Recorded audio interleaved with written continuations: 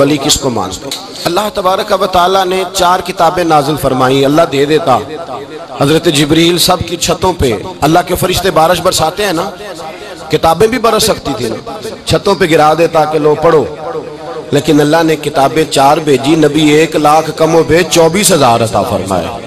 فرمایا کتاب پڑھنی ہے پر جب جلوہ دیکھنا ہے تو میرے مصطفیٰ کا دیکھنا ہے، حضور کے نور کی روشنی میں تم نے قرآن مجید کو پڑھنا ہے۔ وہ بھائی سمجھ نہیں ہے، ہمیں آج تک سمجھ نہیں آئی، آج تک کہ گاڑی کا پتہ ہے کہ اس کی ہینڈ بریک کہاں ہے، اس کا کلچ کدھر ہے، اس کی فلاں چیز کدھر ہے، پھر بھی ایک استاد پیسے بھی لیتا ہے، 15 دن ساتھ بھی بٹھاتا ہے، پھر طریقہ سکھاتا ہے۔ جب ایک چھوٹا سا کام بغیر استاد کے نہیں آتا تو دین بغیر استاد کے آ جائے گا؟ اور دین کے مسئلے باریک ہیں، یاد رکھیں، شیطان حملے کرتا ہے، باریک بات ہے۔ تکبر والا جنت میں نہیں جائے گا، ریاکاری والے کی عبادت قبول نہیں ہوگی، حسد والے کے اعمال ضائع ہو جائے، جھوٹ بولنے والے کو حضور نے فرمایا میں اسے مومن ہی نہیں مانتا۔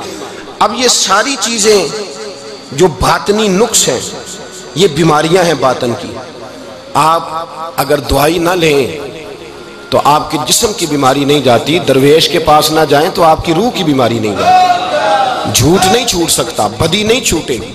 ہم نے دیکھا ہے تھوڑی دیر کے لیے لوگ مسجد آتے ہیں، نماز شروع کرتے ہیں، عمرہ کر کے آئے تو شروع ہو گئی،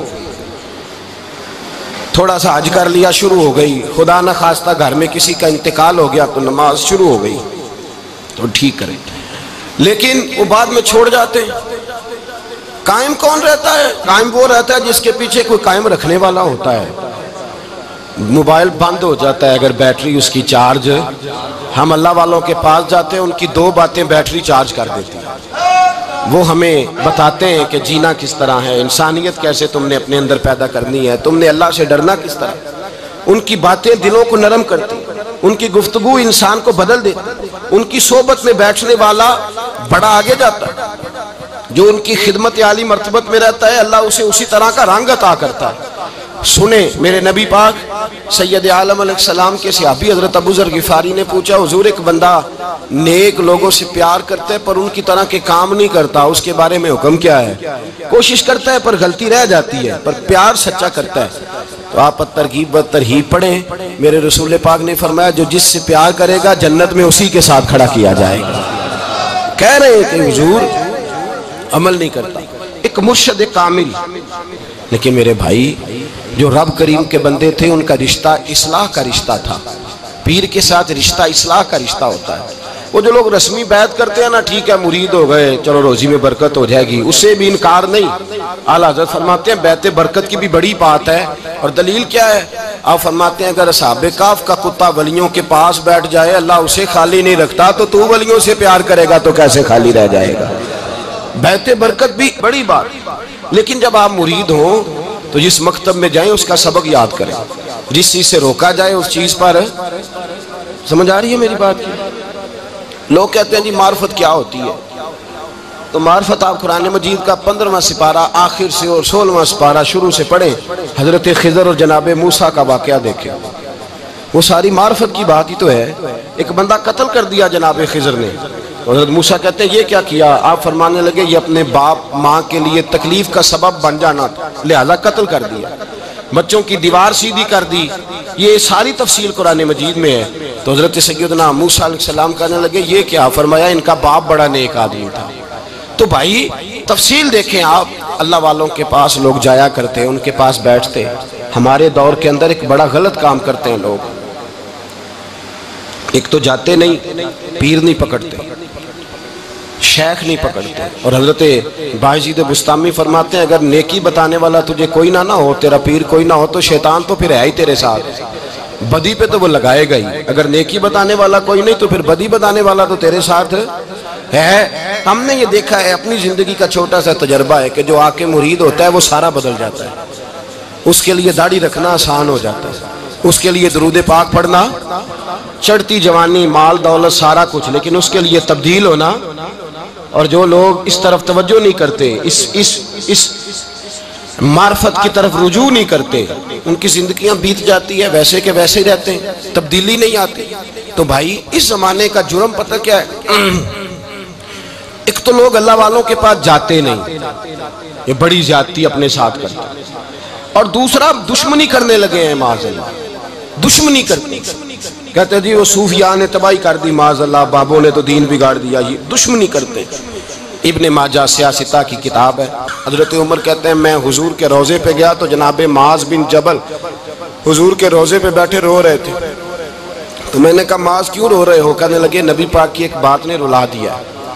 میں نے کہا کیا ہوا؟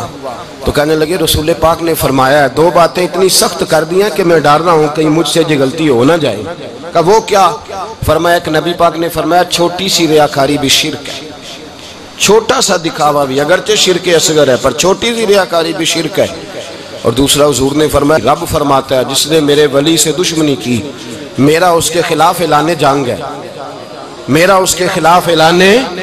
دو جرم ایسے ہیں جن کے بارے میں اللہ نے فرمایا میں تم سے جنگ کروں گا، ایک فرمایا اگر تم سود نہیں چھوڑو گے تو جنگ کروں گا، ایک فرمایا میرے ولی سے دشمنی کرو گے تو میں تمہارے ساتھ، بولیے میں تمہارے ساتھ جنگ کروں گا، اگر تم نہیں چھوڑو گے تو میں جنگ کروں گا۔ تو میرے بھائی سمجھ لیں اولیاء اللہ کے پاس نہیں جاتے تو کم از کم دور رہ کے پیار تو کریں، دور رہ کے پیار تو کریں، پیار تو کریں اس کے ساتھ۔ اور اللہ کے ولیوں کی دشمنی بڑی خطرناک ہوتی ہے۔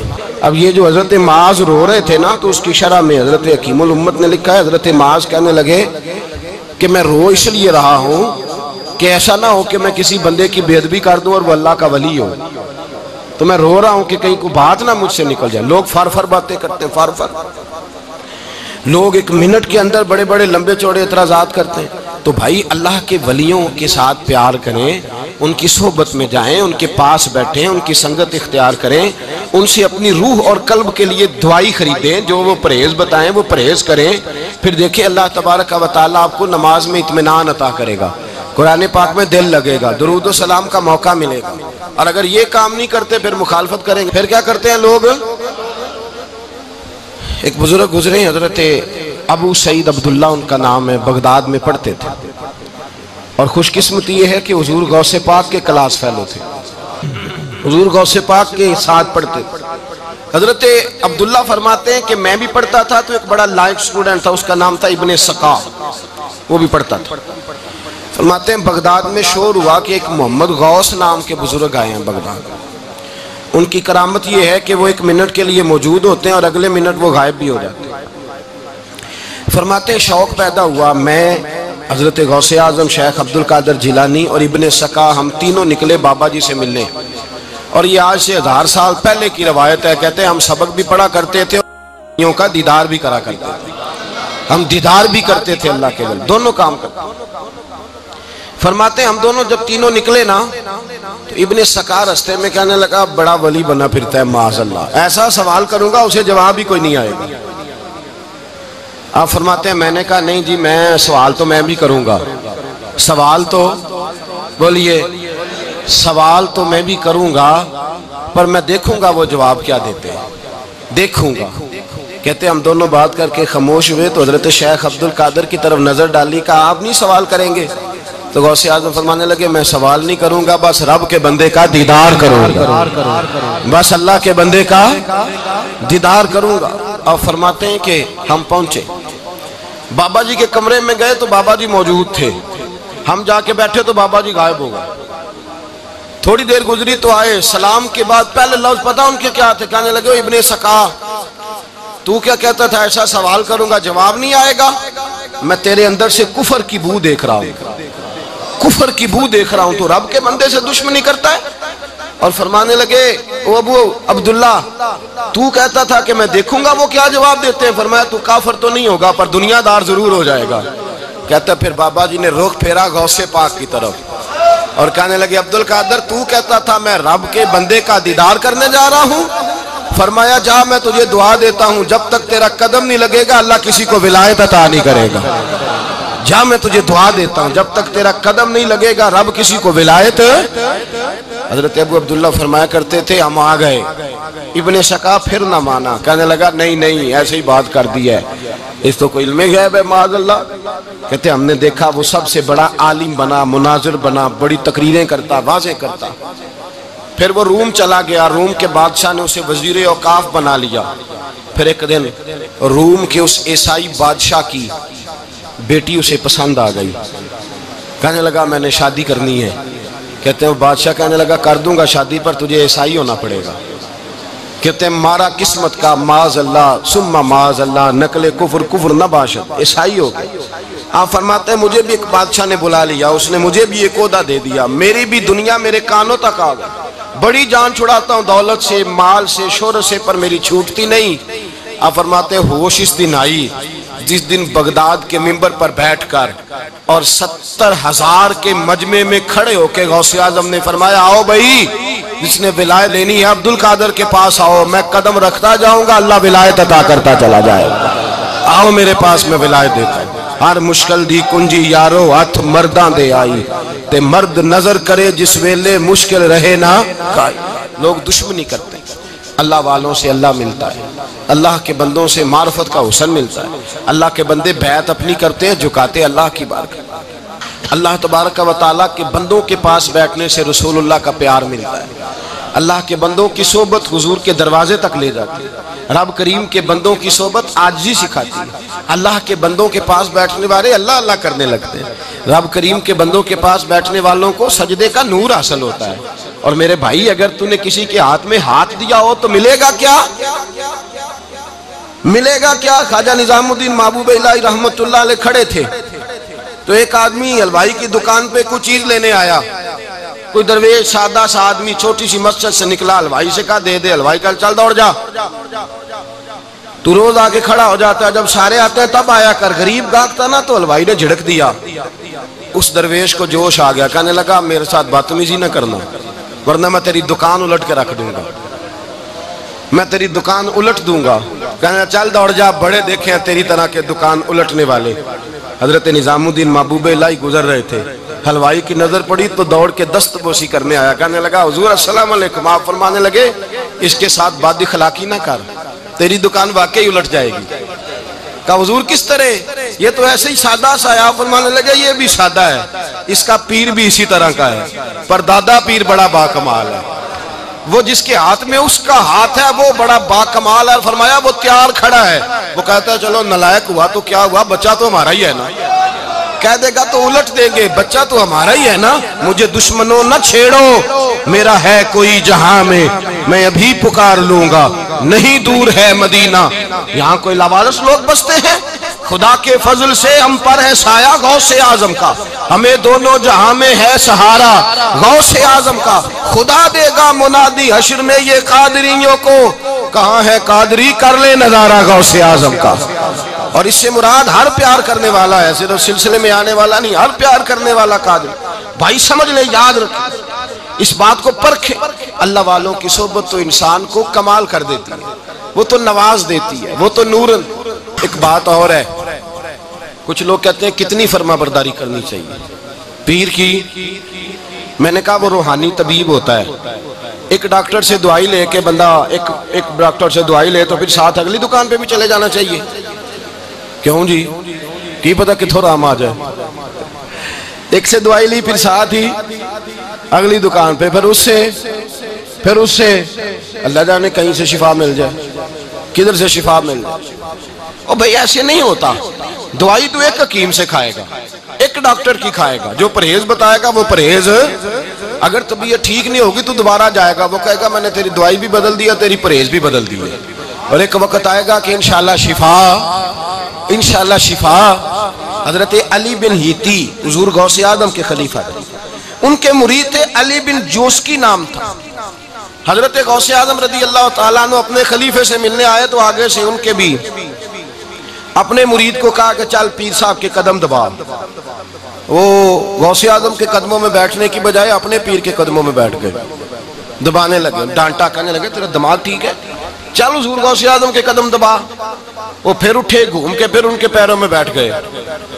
تو حضرت علی بن ہیتی نے جلال کیا، فرمانے لگے تجھے خیال نہیں آتا میں تو اب تجھے غوث پاک کے سپرد کرنے والا ہوں، تیری زیادہ تکمیل ہو جائے. جب یہ بات کہی تو حضرت علی بن جوسکی رو پڑے، چیخے مار کے روئے.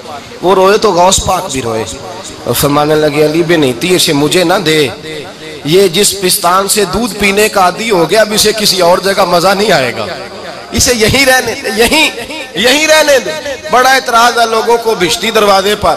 بہشتی دروازہ کہتے ہیں جنت اتنی اونچی تھی نیچے کیسے آ گئی؟ میں نے کہا تم نے پڑھا نہیں نا قرآن و حدیث. جنت بڑی اونچی تھی پر میرے نبی نے فرمایا میں نے ماں کے قدموں کے نیچے لا کے رکھ دیا. تم نے پڑھی نہیں نا، اصل میں پڑھی نہیں. تمہیں کیا پتا کبھی کسی چیز پہ اعتراض. ہم تھوڑا کہہ رہے ہیں کہ جو بہشتی دروازے سے گزر گیا ایک فضیلت ہی ہے نا جی. ایک ہر مسجد جنت ہے کہ نہیں؟ بولے. حضور نے فرمایا جنت کی کیاریوں کے پاس سے گزرو تو کچھ کھا لیا کرو. جب ہر مسجد جنت ہے تو بابا فرید کی مسجد جنت کیوں نہیں ہو سکتی؟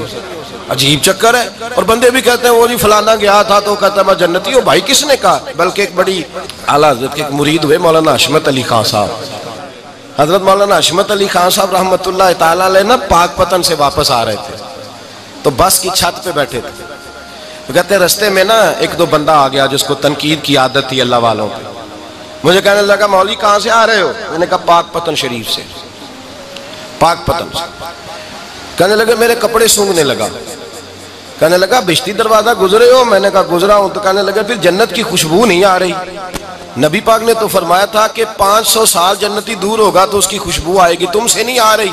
مولانا بڑے حاضر دماغ تھے. کہنے لگے ایک حدیث پڑھی ہے ذرا دوسری بھی پڑھ لینی تھی. نبی پاک نے فرمایا جہنمی کو جنت کی خوشبو کوئی نہیں آئے گی. ایک ہی پڑھی ہے تو نے، اگلی بھی پڑھ لینی تھی. کہتے ہیں وہ بندہ کہنے لگا روکو بس مجھے نیچے اتار دو. یہ تو کوئی تگڑا بندہ ہی جواب دینے والا آ گیا. ایک ہی پڑھی ہے حدیث تو نے سے اگلی نہیں پڑھی. شیخ کی خدمت، شیخ کی خدمت نواز دیتی ہے. اور پھر ایک اور بات، میرے حضرت صاحب تو حد کرتے ہیں. ایک جملے میں سمو دیتے ہیں سمندر.